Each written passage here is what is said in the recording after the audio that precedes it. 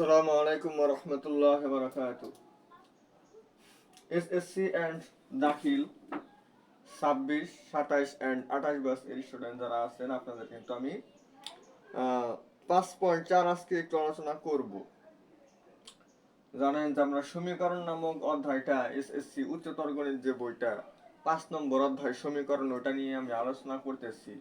তো বিগত আমি 4টা ক্লাস নিয়েছি, আজকে হচ্ছে আমাদের 5 নম্বর ক্লাস। তো আমি একটা কথা আপনাদেরকে বলি, আমাদের যে 5.1 থেকে শুরু করে 5.7 পর্যন্ত এই যে বিশাল একটা অধ্যায়, এই অধ্যায়টা কিন্তু আমাদের অতটা গুরুত্বপূর্ণ না, কারণ এই অধ্যায় থেকে বিগত বছরগুলোতে সৃজনশীল খুবই কম আসছে। সৃজনশীল খুবই খুবই কম আসছে। বেশ কিছু এমসিকিউ আছে, এমসিকিউ এর ক্ষেত্রে ছোট ছোট কিছু ম্যাথ আসে এই অধ্যায় থেকে। তো আমরা যে আসলে এই অধ্যায়টা খুব ভয় পাবো বা হচ্ছে এই অধ্যায়টা আমরা না পড়লে যে খুব পিছিয়ে যাব, আমরা পরীক্ষায় অনেক কিছু মিস করব, এমন কোনো কিছু ঘটবে না। আপনাদেরকে আমি বলি যে 5.1 থেকে আপনারা, মানে আমি এই অধ্যায়টা নিয়ে একটু বসছিলাম, এবং বসে আমি একটু রিসার্চ করছি যে এই অধ্যায়টা থেকে আসলে মূলত কি ধরনের প্রশ্ন আসে। 5.1 এ যে কয়টা টাইপ আছে আপনার, এই 5.1 আপনার খুব ভালোভাবে পড়তে হবে। এখানে বলা হয় যে নিশ্চয়ক বের করার জন্য, নিশ্চয়ককে বলা হয় বি স্কোয়ার মাইনাস 4ac। এই জিনিসটা কিন্তু আমি প্রথম ক্লাসেই দেখাইছিলাম। তো এইটা থেকে আমাদের প্রশ্ন আছে যে এটা সমান হলে কি হবে, শূন্যের সমান হলে অথবা শূন্যের তুলনায় বড় হলে কি হবে, অথবা শূন্যের তুলনায় ছোট হলে কি হবে। মানে এরকম যে এই বি স্কোয়ার মাইনাস 4ac এটাকে বলা হয় নিশ্চয়ক বা পৃথায়ক, যেটা হচ্ছে আমাদের আসলে মূলত একটা সমীকরণকে ax square plus bx plus c আকারে ইকুয়াল 0 যদি আকারে প্রকাশ করা যায়, মানে এটার সাথে যদি তুলনা করা যায়, সেখান থেকে আমাদের এর মান, বির মান এবং সির মান আগে বের করতে হবে।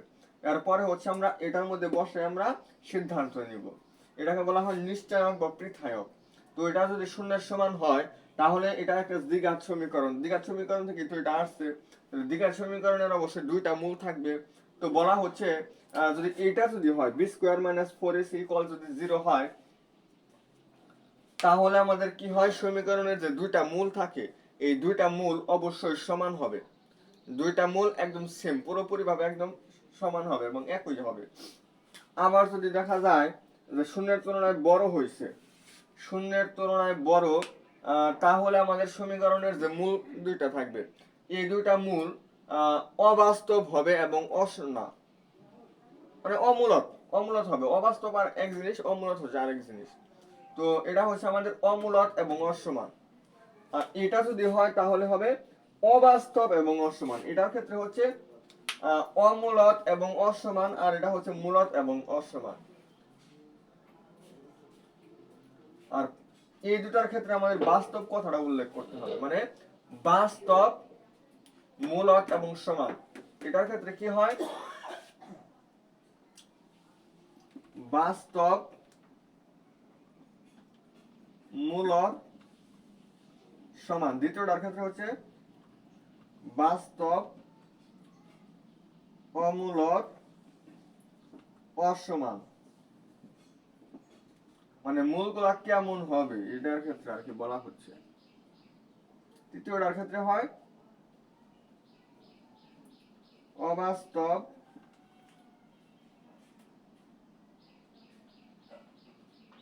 অসমান।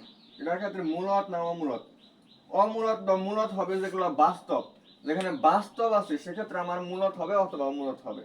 যেগুলো অবাস্তব ওগুলো আসলে মূলদের মধ্যেও হবে না, অমূলদের মধ্যেও হবে না, কারণ বাস্তব সংখ্যার একটা শ্রেণী বিভাগের মধ্যে আমরা এটা পড়ি। তো আমাদের যে মূলত, আমাদের যত প্রকার সংখ্যা আছে, যত প্রকার সংখ্যা আছে, এই সকল প্রকার সংখ্যা, এই সংখ্যাকে দুই ভাগে ভাগ করা হয়। একটা হচ্ছে আমাদের বাস্তব, আরেকটা হচ্ছে অবাস্তব। এই যে বাস্তব, বাস্তবের মধ্যে হচ্ছে আমাদের মূলত এবং অমূলত। তো এগুলো আমরা আরো বড় ক্লাসে যখন উঠবো তখন, মানে ইন্টারমিডিয়েট, আমরা আরো সুন্দরভাবে দেখবো। তো এই জিনিসটা আমাদের খুবই খুবই ইম্পর্টেন্ট। এরপরে হচ্ছে আমাদের যে এই সূত্র দিয়ে আমাদের মাঝে মধ্যে ম্যাথ আসে আর কি, একটু গুরুত্বপূর্ণ আছে। তো minus b plus minus root over of b square minus 4ac divided by 2a। এই সূত্রটা অ্যাপ্লাই করে আমাদের কিছু ম্যাথ করতে হবে, এগুলো আমাদের মাঝে মধ্যে আসে। এরপর হচ্ছে 5.2 যে আমাদের বড় বড় যে ম্যাথ ছিল না কিছু, যে রুট সংক্রান্ত, এই টাইপটা কিন্তু একদম লেস ইম্পর্টেন্ট, একদমই লেস ইম্পর্টেন্ট। মানে বিগত বছরগুলোতে এরকম মানে এই অধ্যায় থেকে প্রশ্ন আসেই নাই বলে চলে, আমি প্রশ্ন পাই নাই। আমি বিগত 10 বছরে সর্বমোট 20 না 28টার মতো প্রশ্ন পাইছি সর্বমোট। মানে বিগত 15 সাল থেকে শুরু করে 25 পর্যন্ত এই 10-11 বছর আমি সর্বমোট 28টার মতো প্রশ্ন পাইছি যে সৃজনশীল আসছে। এই 28টা সৃজনশীলের মধ্যে ওরা করছে কি, এটা হচ্ছে এই অর্ডারটিকে ক নম্বরে দিচ্ছে, আর খ নম্বর ষোলো গ নম্বরই হচ্ছে আপনার নবম অধ্যায় থেকে দিছে, না হয় দ্বিতীয় অধ্যায় থেকে দিছে, না হয় সপ্তম অধ্যায় থেকে দিছে, এরকম করছে। তো এই অধ্যায়টা আসলে খুব ইম্পর্টেন্ট না, এই অধ্যায়টা খুব ইম্পর্টেন্ট যে একটা অধ্যায় বিষয়টা এমন না। তো এগুলো আমাদের একটু পারতে হবে, সাথে হচ্ছে এটার সাথে আমরা মান নির্ণয় পারলে চলবে। 5.2 আপনারা যদি বলেন যে নাম পড়বো না, তাহলেও কিন্তু চলবে, আপনি খুব সুন্দর একটা প্রস্তুতি নিতে পারবেন ওইগুলো ছাড়াই। এরপর হচ্ছে 5.3, 5.2 কি হইলো আমাদের, এটা আমরা স্কিপ করতে পারি, এটা আমাদের না পড়লেও চলবে, এমসিকিউ এর জন্য দরকার নাই, সৃজনশীলের জন্য দরকার নাই। এরপর হচ্ছে 5.3, হ্যাঁ এইটা আমাদের খুবই খুবই ইম্পর্টেন্ট। এই যে সূচক, এই সূচকের যে টপিক গুলা, এখান থেকে আমি যে এমসিকিউ গুলো আপনাদেরকে দেখাইছি বা হচ্ছে আমি যে প্রশ্নগুলো সমাধান করে দেখাইছি, 5.3 যে প্রশ্নগুলো আছে, এই প্রশ্নগুলো আমার খুব সুন্দরভাবে পড়তে হবে। এখান থেকে আমাদের এমসিকিউ বা সৃজনশীল আমাদের যে কোনো সময় আসতে পারে, এটা হচ্ছে সব থেকে ইম্পর্টেন্ট। মানে 5.1 থেকে 5.7 পর্যন্ত যে 7টা পয়েন্ট আছে, এই 7টা পয়েন্টের মধ্যে সব থেকে গুরুত্বপূর্ণ পয়েন্ট হচ্ছে 5.3। এরপরে যদি আমি আসি 5.4, এইটা আপনি চাইলে স্কিপ করতে পারেন, এটা কিন্তু আজকে আমার আলোচনা করার কথা। তো আমি একটা ম্যাথ জাস্ট আপনাদেরকে একটু আলোচনা করে দিব, একটা ম্যাথ আমি একটু আলোচনা করব।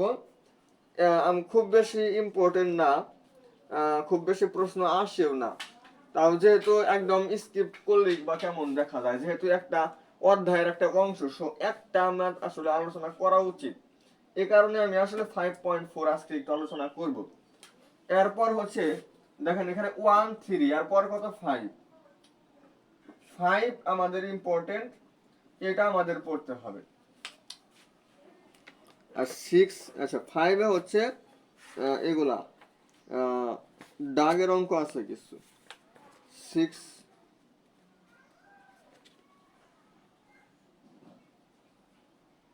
হ্যাঁ 5.6 আমাদের একটু দেখতে হবে, 5.6 আমাদের একটু দেখতে হবে, এটা মোটামুটি একটু ইম্পর্টেন্ট আছে। তবে 5.7 আবার আমাদের কি নাই, প্রয়োজন নাই। তার মানে আমরা চাইলে তিনটা স্কিপ করতে পারি, এই তিনটা থেকে যদি আমরা কোনো কিছুই না পড়ি, মানে এই তিনটা টপিক মানে তিনটা টাইপ 5.2, 5.4 এবং হচ্ছে 5.7, এই তিনটা জিনিস যদি আমরা স্কিপ করি, তাহলেও আমাদের কোনো কিছু যায় আসবে না। যে কোনো ধরনের এমসিকিউ আসুক, তাহলে আমাদের এই চারটা থেকেই আসবে, 5.1, 5.3, 5.5, 5.6, এই চারটার মধ্যে থেকে কোন একটা জায়গা থেকে আমার এমসিকিউ অথবা সৃজনশীল আসবে। এই হচ্ছে আমি সাজেশনটা আপনাদেরকে দিলাম। তো একবার এই আলোচনা না করলেই নয়, আমি একটা ম্যাথ আপনাদেরকে একটু করে দেখাবো 5.4 থেকে। এরপর আমি হচ্ছে আজকে 5.5 একটু আলোচনা করার ট্রাই করব, এটা আমাদের একটু ইম্পর্টেন্ট আছে।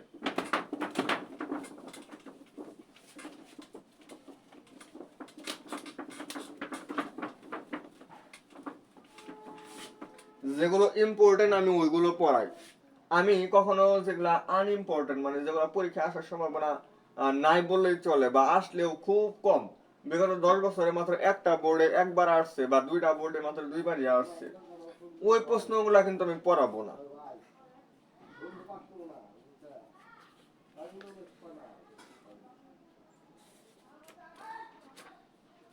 তো আমি এখন যে প্রশ্নটা সলভ করাবো সেটা হচ্ছে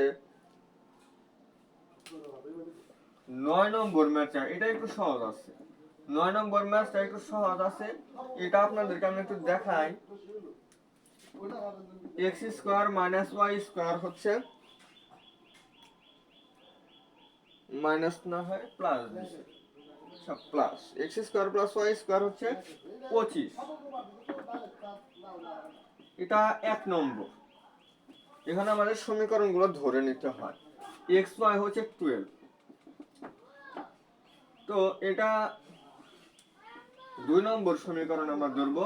এখন লিখবো যে সমীকরণ 2 হতে পাই,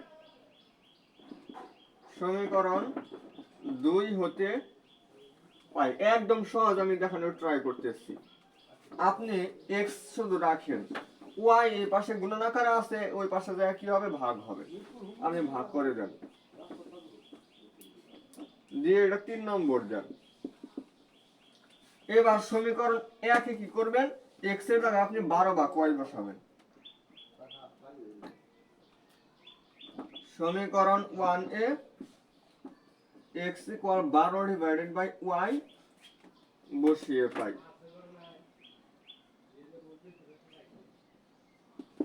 আচ্ছা, আপনি যদি x এর জায়গায় 12 ডিভাইডেড বাই y বসাবেন, তাহলে 12 divided by y whole square plus y square, এটা হচ্ছে 25 এর সমান। তো 12 কে স্কয়ার করলে হয় 144, আর নিচে হচ্ছে y square plus y square হচ্ছে 25। এবার করবেন কি, নিচে y স্কয়ার আছে, হ্যাঁ y স্কয়ার আছে, আপনি সমীকরণের উভয় পাশে প্রত্যেকটা পদকে y স্কয়ার দ্বারা গুণন করে দিবেন, তাহলে হয় 144 প্লাস y4, এখানে হয় 25y স্কয়ার, এই পাশে আসলে কি হবে, মাইনাস 25y স্কয়ার ইকুয়াল হচ্ছে 0। তাহলে y to the power 4 minus 25y square plus 144 equal 0। এবার আপনি এটা হচ্ছে মিডল ফ্যাক্টর করতে পারেন। তো মিডল ফ্যাক্টর করলে আমরা এখানে দুইটা মান আসলে গুণ করলে 144 মিলতে হবে, আর যোগ করলে 25 মিলতে হবে, এরকমই তো এখানে দেখা যাচ্ছে। তো এটা আমরা পাই আসলে কত, 16 এবং 9। তো y স্কয়ার না y to the power 4 minus 9y square minus 16y square plus 144 equal হচ্ছে 0। এই দুটো থেকে আমরা y স্কয়ার কমন নিব, তাহলে হবে y square minus 9 minus 16 common নিলে হবে y স্কয়ার মাইনাস 9, তাহলে কত হয়, y square minus 9 y square minus 16, তাহলে এটা সমান তো আমাদের 0। আচ্ছা, লেখা মনে হয় অবশ্যই স্পষ্ট বোঝা যাওয়ারই কথা। তো এখানে যে দুইটা ফাংশন আমার এখানে আছে, প্রত্যেকটা থেকে কিন্তু আমি আরো দুইটা করে পাবো। যেমন y স্কয়ার মাইনাস 3 স্কয়ার লেখা যায়, y স্কয়ার মাইনাস 4 স্কয়ার লেখা যাবে। তাহলে এখানে y plus 3 y minus 3 y plus 4, তাহলে 4টা ফাংশন এখানে আমাদের আছে। এই 4টা ফাংশন প্রথমে হচ্ছে যদি আমাদের y প্লাস 3 ইকুয়াল 0 হয়, সেখান থেকে আমাদের y সমান 3 আসবে। আবার y মাইনাস 3 সমান 0, তাহলে y এর মান 3 আসে। এরকম ভাবে y প্লাস 4 সমান যদি 0 ধরি, y এর মান মাইনাস 4 আসবে। y মাইনাস 4 সমান 0 ধরলে y সমান 4 আসবে। মানে y এর 4টা মান আসে, প্রত্যেকটা মানে হচ্ছে আমি সমীকরণ 3 এ বসাবো। সমীকরণ 3 এ বসাইলে আমার x এর মানও 4টা বের হবে, x এর মানও আমাদের 4টা বের হবে। এখন 5.4 তো আমি বলছিলাম যে আসলে ইম্পর্টেন্ট না, এরপরে আমি কেন এই 5.4 আমি আলোচনা করলাম এই ম্যাথটা, কারণ 5.5 এর যে ম্যাথগুলো আছে ওই ম্যাথগুলোর সমাধান করতে আমার এই 9 নম্বর ম্যাথের কনসেপ্টটা লাগবে, যে এটা কিভাবে আমি সমাধান করছি। 5.5 এর কিছু ম্যাথ আছে ওইখানে, ওইগুলা ইম্পর্টেন্ট, ওইগুলা পরীক্ষায় আসতে পারে। আর ওইগুলার সমাধান করার জন্য আমার এই 9 নম্বর ম্যাথটা পারতে হবে। এই কারণে আমি 9 নম্বর ম্যাথটা দেখাইছি। তো এটা কিভাবে সলভ করলাম, যেটা হচ্ছে x রাখছি, y ওই পাশে যায় ভাগ হইছে, পরে x এর জায়গায় আমরা 12 ভাগ y সমীকরণ 1 এ বসাইয়া এরপরে জাস্ট সমাধান করছি, বর্গ এরপরে লসাগু, পরে মিডল ফ্যাক্টর করে চারটা মান নিয়ে আসছি, প্রত্যেকটা সমান 0 ধরে ওয়ার চারটা মান আসছে, ওয়ার চারটা মান আমরা পৃথক পৃথক ভাবে সমীকরণ 3 এ বসাইয়া x এর চারটা পৃথক মান আমরা বের করছি। তো এগুলা হচ্ছে আমাদের সমাধান হবে।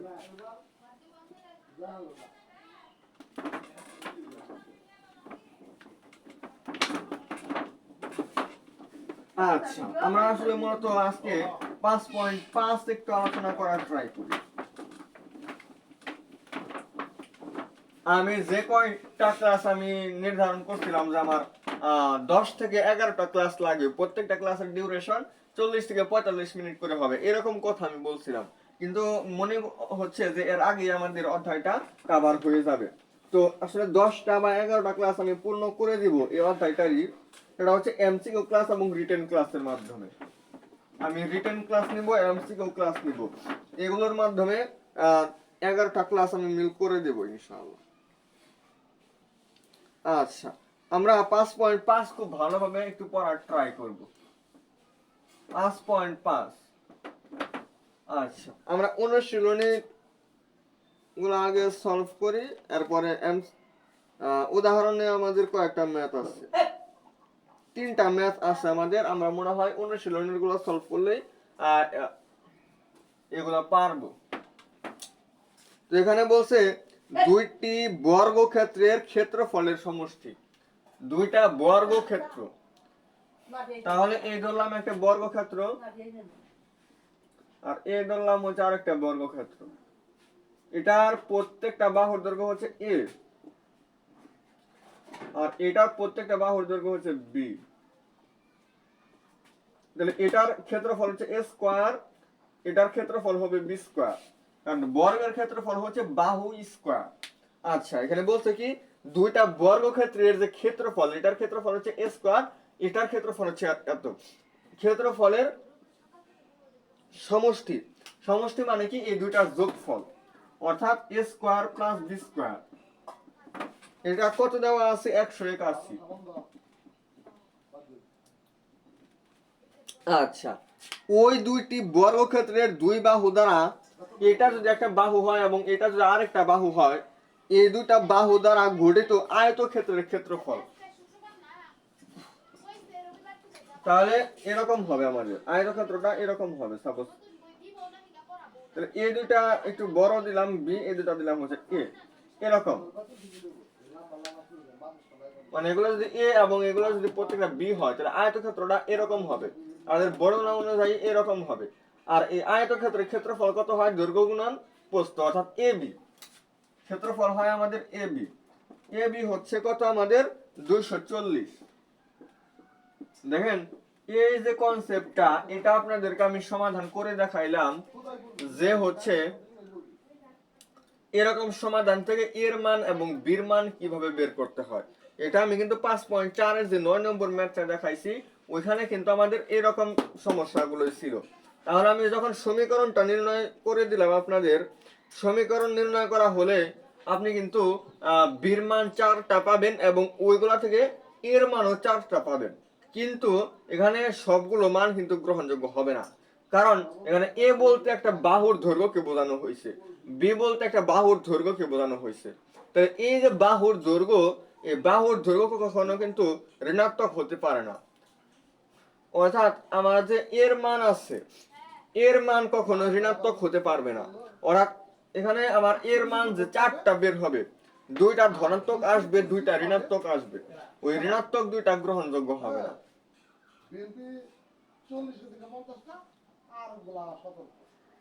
এবং হচ্ছে আমার যে ওই বীর মান গুলো সমীকরণ 3 এ বসায় আমি এর মান বের করব, ওই এর মানও কি হবে, মানে যেগুলো আর কি ঋণাত্মক হয়ে যাবে, এর মান ঋণাত্মক হোক, বীর মান ঋণাত্মক হোক, যেগুলো ঋণাত্মক হবে ওইগুলো আমাদের রিমুভ করতে হবে, মানে ওইগুলা গ্রহণযোগ্য হবে না, কারণ এ বলতে একটা বর্গক্ষেত্রের একটা বাহুর দৈর্ঘ্যকে বোঝানো হয়েছে, বি বলতে একটা বর্গক্ষেত্রের বাহুর দৈর্ঘ্যকে বোঝানো হয়েছে। এখানে এ বলতে প্রস্থকে বোঝানো হয়েছে, বি বলতে দৈর্ঘ্যকে বোঝানো হয়েছে। আর এই যে টোটালি যে বাহু আমরা বলতেছি না কেন, এই বাহুগুলো আসলে কি হতে পারবো না, এই বাহুগুলো কখনো ঋণাত্মক হতে পারবে না। এই কারণে এর মান এবং বির মান আমরা এখান থেকে যে মানগুলো বের করব, এগুলা যেগুলা ঋণাত্মক হবে সেগুলা গ্রহণযোগ্য হবে না। আর কিভাবে মান নির্ণয় করতে হয় সেটা তো দেখাইছি, তাহলে জাস্ট আপনারা করতে পারবেন। তাহলে 1 নম্বর ম্যাথ শেষ।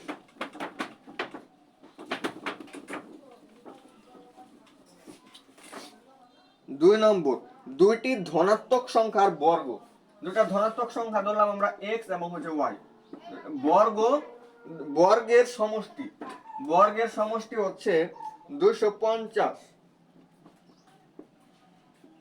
এবং হচ্ছে দুইটি সংখ্যা দুইটা x এবং y, সংখ্যা দুইটা x এবং y ধরছি, সংখ্যা দুটার গুণফল কি হবে xy হচ্ছে কত 117। এইখান থেকে আমাদের সমাধান করে কি করতে হবে, x এর মান এবং y এর মান বের করতে হবে। এবং কোনগুলো গ্রহণযোগ্য হবে দেখেন, আপনাকে বলে দিছে দুইটি ধনাত্মক সংখ্যা দুটা কি হবে, ধনাত্মক হবে। অর্থাৎ x এর মান যেটা ধনাত্মক বের হবে, y এর মান যেগুলা ধনাত্মক বের হবে ওইগুলা গ্রহণযোগ্য হবে, যেগুলা ঋণাত্মক হবে ওইগুলা গ্রহণযোগ্য হবে না। আচ্ছা, তাহলে এই যে সমীকরণ যে সমাধান, এটা কিন্তু আমি 9 নম্বরে করাইয়া দিছি। কেন করাইছি এখন কিন্তু বুঝতে পারতেছেন। আর এই ম্যাথগুলা কিন্তু আমাদের মাঝে মধ্যেই পরীক্ষায় আসে, 1 বছর পর পরই দেখা যায় যে একটা মানে 5.5 থেকে একটা প্রশ্ন দিয়ে দেয় অনেক সময়। তো এটা আমাদের একটু পারতে হবে 5.5। এরপর হচ্ছে একটি আয়তক্ষেত্রে কর্ণের দৈর্ঘ্য 10 মিটার। একটি আয়তক্ষেত্রের যে কর্ণটা আছে, এই কর্ণ মানে একটা আয়তক্ষেত্র যদি আমাদের এরকম হয়, আয়তক্ষেত্র যদি আমাদের এই প্রস্থ যদি আমাদের a হয়, আর এটা যদি আমাদের দৈর্ঘ্য যদি এরকম হয়, তাহলে কর্ণের দৈর্ঘ্য এটা হচ্ছে আমাদের কর্ণ। আয়তক্ষেত্রের দুইটা কর্ণ কিন্তু সমান, এবং এই কর্ণের দৈর্ঘ্য বের করার ফর্মুলা হচ্ছে √a² + b², যেখানে a হচ্ছে মানে একটা হচ্ছে এ বি, এরা হচ্ছে পরস্পরের একটা দৈর্ঘ্য এবং একটা হচ্ছে প্রস্থ। তো এটা হচ্ছে আমাদের কর্ণের দৈর্ঘ্য। তো কর্ণের দৈর্ঘ্য হচ্ছে 10 মিটার দেওয়া আছে, কর্ণের দৈর্ঘ্য করে দেওয়া আছে 10 মিটার। তো a² + b² কত হবে, 10² মানে হচ্ছে 100। এটা আমরা 1 নম্বর সমীকরণ আগে দিয়ে রাখলাম। এরপরে কি বলছে, ইহার বাহুদ্বয়ের যোগফল ও বিয়োগফলের সমান দৈর্ঘ্য বিশিষ্ট বাহুদ্বয় দ্বারা অঙ্কিত আয়তক্ষেত্রের ক্ষেত্রফল 28 বর্গমিটার। প্রথম আয়তক্ষেত্রটির দৈর্ঘ্য ও প্রস্থ নির্ণয় করো। আচ্ছা, ভয় পাওয়ার কিছু নাই, কারণ কি আছে, আমি আছি। আপনারা এই সমস্ত প্রশ্ন দেখে আওড়া যাবেন, মানে মাথায় তখন আর ব্রেন কাজ করবে না। একসময় আমারও এরকম হইতো। এই 5.5-এ যখন আমি আসছিলাম প্রাইভেটে এটা করার সময় আমার মাথা আউলে গেছিল। তখন আমি বুঝতে পারতাম না যে এই সূত্র মানে কোন সূত্রে অ্যাপ্লাই করব, কিভাবে এটা একটা সমাধান নিয়ে আসব। এরকম প্রশ্ন কিন্তু দেখে আসলে মাথা আউলে যাওয়ার কথা, কিন্তু আমি যেহেতু আছি এখন আর আউলে যাবে না। যেটা আউলে গেছে ওটা দেখবেন যে আমি সলভ করার সময় কি হয়ে যাবে, আবার মনে হয়ে যাবে। তো ইহার বাহু দুটার যোগফল, এনে যে বাহু দুইটা আছে এ এবং বি, এই দুটার যোগফল এবং হচ্ছে বিয়োগফল, না এটা আমরা একটু এইভাবে দিব, কারণ আসলে চিত্রটা একটু ভুল হয়েছে আমাদের, এটা একটু বুঝতে হবে। কারণ যেখানে আমরা এ ধরছি, আমরা যে এটা ধরবো, এটা ধরলে আমাদের আর একটু ভালো হবে। কারণ যে দুটো আমরা বড় ধরছি, এই বড় দুটো আমাদের এ হবে, বড় সবসময় আগে থাকবে অর্থাৎ এ হবে, আর ছোট দুটাকে আমরা বি ধরবো। তাহলে আমরা এটা এখন ঠিক আছে, এখন a - b লিখলে ঠিক আছে। আর তখন যেটা লিখছিলাম ওটার ক্ষেত্রে আমাদের b - a লিখলে ঠিক হইতো। তো এখানে বলছে যে ইহার যে বাহু দুইটা বাহু দুইটা হচ্ছে আয়তক্ষেত্রের দৈর্ঘ্য এবং প্রস্থ।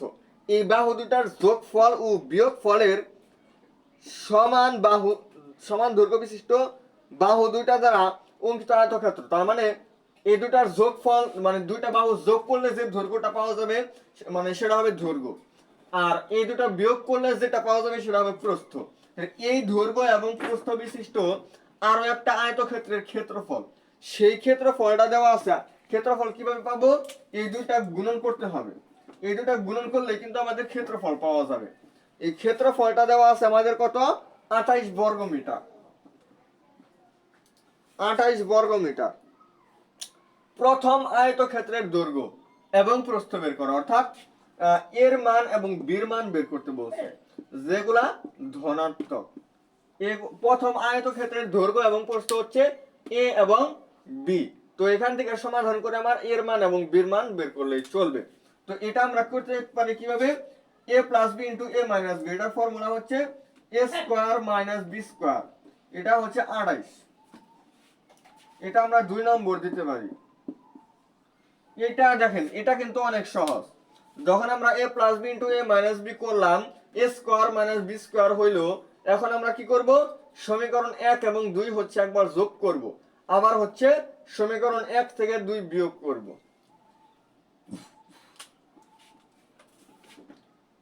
সমীকরণ 1 যোগ 2, এটা যদি যোগ করি তাহলে হবে 2a স্কোয়ার হবে 128 এর সমান। আপনারা একটু দেখবেন a স্কোয়ার কত হয়? 64। সুতরাং এর মান আসে কত? 8 আসবে। প্লাস মাইনাস দেওয়া যাবে না, কারণ এখানে প্লাস একটা গ্রহণযোগ্য, মাইনাস একটা তো গ্রহণযোগ্য হবে না, কারণ এখানে এর মান তো এখানে মানে ওইভাবে ঋণাত্মক তো হতে পারবে না। এ বলতে দৈর্ঘ্যকে বোঝানো হয়েছে, দৈর্ঘ্য তো ঋণাত্মক হতে পারে না, সেক্ষেত্রে আমি এখানে মাইনাস দিব কেন? মাইনাস দিলে তো আর গ্রহণযোগ্য হচ্ছে না। এই কারণে আমরা এর মান শুধু 8 রাখবো। এর মান 8 হচ্ছে আমরা যে কোনো একটা সমীকরণে বসাইলেই হয়ে যায়। আমরা 1 নম্বর সমীকরণে বসাইতে পারি, 2 নম্বর সমীকরণে বসাইতে পারি। তো আমরা 1 নম্বর সমীকরণেই বসাই। বি স্কোয়ার হবে কত? 100 মাইনাস এ স্কোয়ার, এ বলতে 8 মানে 8 স্কোয়ার। বি স্কোয়ার কত হয়? 100 থেকে 64 বাদ মানে হচ্ছে 36। বি এর মান কত আসছে? 6। বি এর মান কত আসলো? 6 আসলো। তাহলে বি হচ্ছে আমাদের প্রথম আয়তক্ষেত্রের প্রস্থ, এ হচ্ছে প্রথম আয়তক্ষেত্রের দৈর্ঘ্য। আচ্ছা, তাহলে আমরা একটু দেখি যে আসলে এটা আমাদের आंसर মিলছে কিনা। 5.5 এর 3 নম্বর।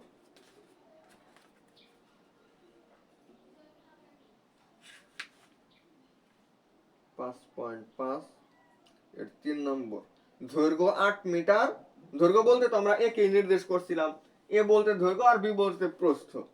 তো এটা আমাদের কিন্তু হয়েছে। এবং এর আগের ম্যাথগুলো তো আমরা সমাধান করছিলাম না, জাস্ট বুঝাইছি যে এভাবে সমাধান করতে হবে। তো সমীকরণ শুধু গঠন করে দিছি, ওইগুলো আপনারা সমাধান করবেন। আমি 3 নম্বরটা সমাধান করে দিলাম, এটা কিন্তু আমাদের आंसर মিলে গেছে। এরপর আমরা 4 নম্বরটা করব। আশা করা যায় এই সমস্ত ম্যাথ আপনারা বুঝবেন, খুব কঠিন তা কিন্তু না। হায়ার ম্যাথ দেখে যে এগুলা খুব কঠিন হবে বিষয়টা কিন্তু এমন না। হায়ার ম্যাথ বলতে আসলে সহজ জিনিসকে বোঝানো হয়।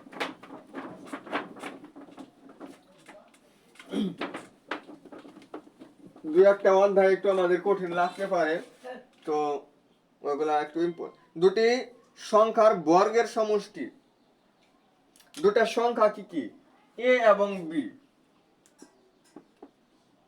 ধরে নিলাম, অথবা এক্স এবং ওয়াই আমরা ধরে নিতে পারি, যে কোনো কিছু আমরা কিন্তু ধরে নিতে পারি। তো বর্গের সমষ্টি মানে কত? দুটা সংখ্যার বর্গ এবং এদের সমষ্টি মানে হচ্ছে যোগফল। এটা দেওয়া আছে কত আমাদের? 181। ও আল্লাহ, যাই হোক, আপনারা যে 1 নম্বর সমীকরণ যেটা আমি কেবল চোখে পড়ছি, এটা ওটা 181 দেওয়া ছিল না, ওটা 481, সেটা দেখবেন। আর এটার ক্ষেত্রে হচ্ছে 181, 4 নম্বর ক্ষেত্রে এগুলা একটু দেখলেই চলবে। 181। আর এখানে হচ্ছে সংখ্যা দুইটার গুণফল, সংখ্যা দুইটা হচ্ছে এ এবং বি, এই দুইটার গুণফল হচ্ছে এ বি। এটা হচ্ছে আমাদের কত? 90। এবার হচ্ছে সংখ্যা দুইটার বর্গের অন্তর, সংখ্যা দুইটার বর্গ এদের অন্তর, অন্তর মানে হচ্ছে বিয়োগফল, অর্থাৎ a square minus b square আমাকে বের করতে বলছে। তো a square minus b square মানে এটাকে যদি আমরা a স্কয়ারকে যদি আমরা a কল্পনা করি, b স্কয়ারকে যদি b কল্পনা করি, তাহলে হবে a minus b whole square. এটার ফর্মুলা হচ্ছে a plus b whole square minus 4ab। তাহলে আমাদের a square minus b square এটা কত হবে? দেখেন a square plus b square মানে হচ্ছে 181, 181 এর পাওয়ার হচ্ছে 2 মাইনাস 4 ইনটু এটা কিন্তু ab হোল স্কয়ার দেওয়া যায়। ab মানে কত? 90। তার মানে 90 দিয়ে স্কয়ার দেওয়া যায়। অনেক বড় একটা ক্যালকুলেশন এখানে আমাদের আছে। আর সাথে হচ্ছে কি এই পাশে যে পাওয়ার 2 ছিল এই পাশে এসে রুট ওভার হবে। তাহলে আমাদের a square minus b square কত আসবে? এটা কিন্তু জাস্ট আমাদের ক্যালকুলেশন করার, এটা আমরা বুঝতেই পারতেছি যে এগুলো আমাদের খুব কঠিন হবে না। 181 কে 181 দ্বারা গুণ করতে হবে। তো এই দুটা গুণ করলে আসলে কত আসে?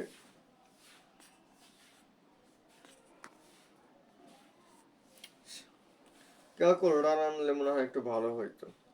থাক, এটা রাফ করে আমি 181 কে 181 দ্বারা গুণ করে দিই। এককে 1। আর এগুলা কিভাবে গুণন করতে হয়?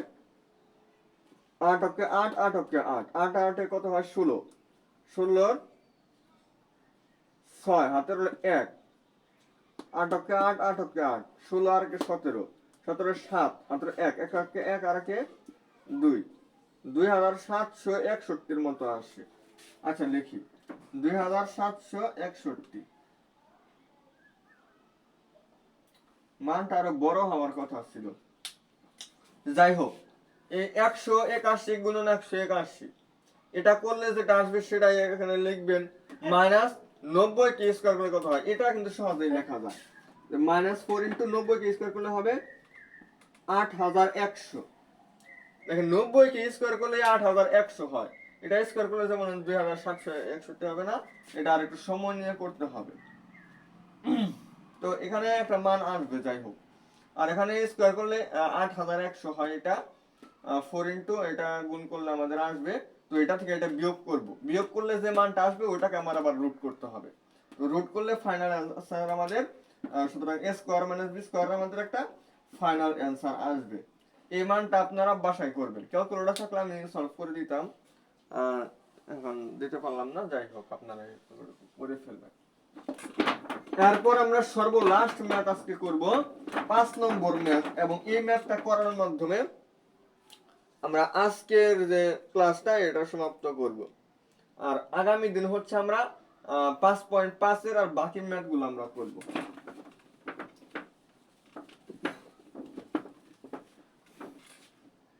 5 নম্বর ম্যাথে বলছে একটি আয়তক্ষেত্রের ক্ষেত্রফল, একটি আয়তক্ষেত্রের ক্ষেত্রফল কিভাবে বের করা যায়? ওটার যে দৈর্ঘ্য এবং প্রস্থ আছে ওই দুইটা গুণ করতে হবে। তো আয়তক্ষেত্রের ক্ষেত্রফল দেওয়া আছে হচ্ছে কত? 24। তার মানে ওই দৈর্ঘ্য এবং প্রস্থ আমরা ধরলাম হচ্ছে a এবং b। এ বি গুণ করলে আমাদের এ বি হয়। এটা হচ্ছে আমাদের কত? 24 দেওয়া আছে। এটা আমরা 1 নম্বর ধরলাম। আচ্ছা, অপর একটি আয়তক্ষেত্রের দৈর্ঘ্য ও প্রস্থ, মানে অপর মানে কি? অন্য আরেকটা আয়তক্ষেত্র আছে। যে আয়তক্ষেত্রের দৈর্ঘ্য এবং প্রস্থ, প্রথম যে আয়তক্ষেত্র যেটা আমরা ধরছি, প্রথম যেটা ধরছি এ এবং বি, এই আয়তক্ষেত্রের দৈর্ঘ্য ও প্রস্থ অপেক্ষা 4 মিটার এবং 1 মিটার বেশি, এবং ক্ষেত্রফল হচ্ছে 50। কত সহজ! মানে পরবর্তী যেটা হবে ওটা হচ্ছে আগের যে দৈর্ঘ্যটা ছিল দৈর্ঘ্যের তুলনায় 4 মিটার বেশি, আর প্রস্থ হচ্ছে 1 মিটার বেশি হবে। এবং এই যে এই দুটা যে বাহু পাওয়া গেল, এই দুটার দ্বারা যে ক্ষেত্রফল মানে এই দুটার গুণফল, এই গুণফল হচ্ছে কত? 50। গুণফল দেওয়া আছে হচ্ছে 50।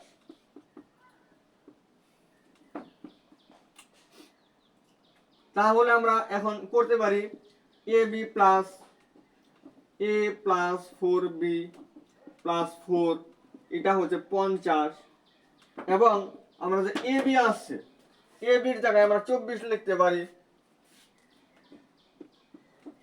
প্লাস এ প্লাস 4b প্লাস হচ্ছে 4 এটা হচ্ছে কত 50 তাহলে এটা হয় আমাদের 28 ওই পাশে যে আমাদের মাইনাস হয়ে যাবে তো 28 যদি বাদ দিই তাহলে থাকবে 22 তাহলে আমাদের এ কত আসতেছে 22 মাইনাস 4b এটা আমরা 2 নম্বর সমীকরণ দিতে পারি মানে এখানে সমীকরণ না দিলেও চলবে এটা বা কেউ যদি দেয় তাহলেও অসুবিধা নাই মানে দিলেও অসুবিধা নেই না দিলেও অসুবিধা নাই এর মান আপনি 22 মাইনাস 4b পাইছেন এখানে আপনি এর জায়গায় কি করবেন 22 মাইনাস 4b লিখবেন আর এটার সাথে হচ্ছে আপনার বি বি তো আপনি যেখানে লিখতেছেন বি এটা হচ্ছে 24 এর সমান তাহলে হয় এখানে 22b minus 4b square minus 24 equal হচ্ছে 0 এবার আপনি একটু সাজাবেন minus 4b square plus 22b minus 24 equal হচ্ছে 0 আর একটু যদি সাজাই মাইনাস যেহেতু শুরুতে আছে আমরা মাইনাস দ্বারা গুণ করে দিব বা ভাগ করে যাই করি না কেন এবং সাথে হচ্ছে আমরা আরো একটা কাজ করব আমরা দেখেন প্রত্যেকটা জোড় সংখ্যা আছে এখানে আমি 2 দ্বারা ভাগ করে দিব তাহলে মাইনাস 2 দ্বারা যদি ভাগ করি তাহলে 2b square minus 11b plus 12 equal হচ্ছে 0 হবে এটা করার পরে হচ্ছে আমরা এখানে মিডল ফ্যাক্টর করতে পারি আর বি বলতে কিন্তু এখানে যে দুইটা মান আসবে দুইটা দেখি ধনাত্মক আসে কিনা যদি একটা ঋণাত্মক আসে সেটা কিন্তু গ্রহণযোগ্য হবে না তো এটা দিয়ে লিখি এখন না হয় কলমটা দিয়ে বেশি ভালো বোঝা যাচ্ছে না তো 12 দুগুণে হয় 24 24 এখন কোন দুটা যোগ করলে আসলে আমাদের 11 মিলবে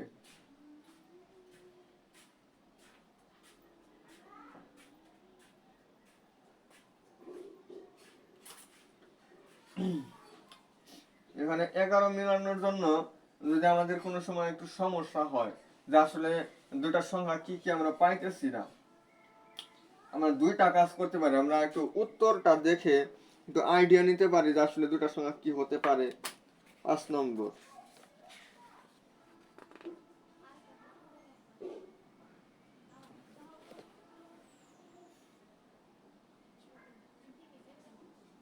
ছয় এবং 4 হতে পারে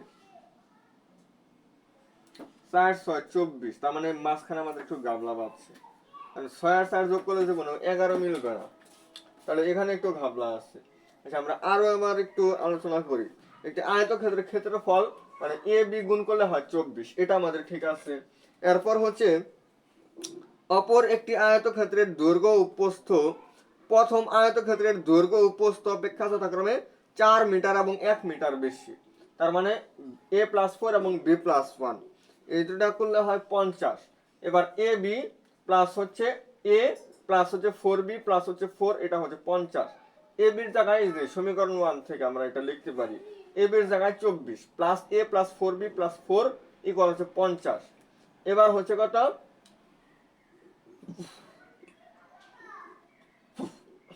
24 আর 4 28 28 ওই পাশে যদি বিয়োগ হয় তাহলে 22 থাকবে 22 থাকে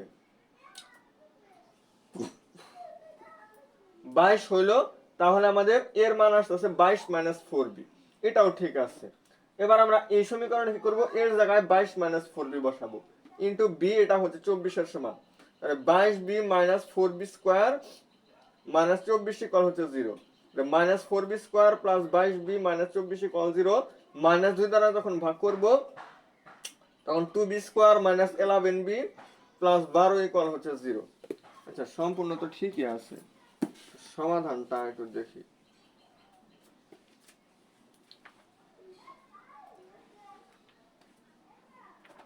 মানে এমন তো হতে পারে যে প্রশ্নের মধ্যে এগুলো একটু ভুল থাকতে পারে তো আমরা একটু সমাধান দেখলে আমাদের ক্লিয়ার হবে 5 নম্বর আমাদের সমীকরণ ধরতে তো ইনশাআল্লাহ ভুল হওয়ার কথা না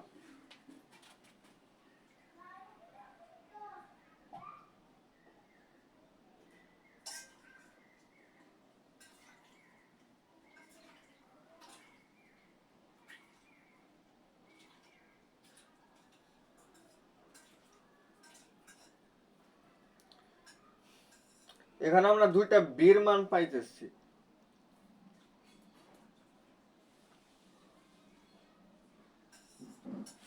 আচ্ছা,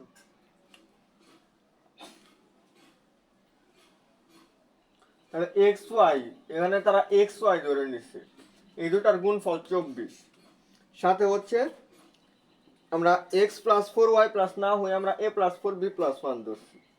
এখান থেকে আমাদের এই পর্যন্ত আমাদের ঠিক আছে, এই পর্যন্ত কোনো সমস্যা হয় নাই। ওরা করছে কি, ওরা যে কাজটা করছে, এই মানটা এই সমীকরণের মধ্যে বসায় নাই, বরং এটা থেকে ওরা এর মান বের করছে। এর মান বলতে এখানে এক্স এর মান বের করছে, বের করে এটা এখানে বসাইছে এই সমীকরণের মধ্যে, বা এই সমীকরণের মধ্যে বসাইছে, বসায়া ওয়াই সম্বলিত দুটা মান পাইছে।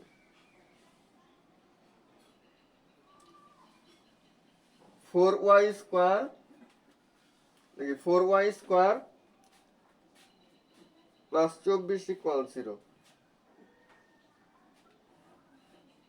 ওরা যে অন্য একটা বসাইছে, এ কারণেও কিন্তু আমাদের আসলে সমস্যা নেই।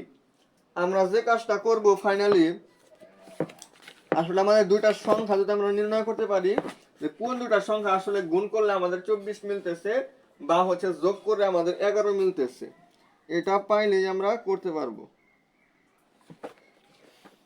তো এরকম যদি আমাদের সমস্যা হয় যে আসলে আমরা বুঝতে পারতেছি না, সেক্ষেত্রে আমরা এই সমীকরণটাকে ax square plus bx plus c equal 0 সাথে তুলনা করে x এর মান নির্ণয় করার যে ফর্মুলাটা ছিল সেটা অ্যাপ্লাই করে দিব। তাহলে এখানে b এর মান কত হবে, 11 plus minus root over of 121 minus হচ্ছে 4ac ডিভাইডেড বাই 2a। এবার হচ্ছে আমরা কি করব, 11 plus minus root over of 121, এখান থেকে বিয়োগ করব হচ্ছে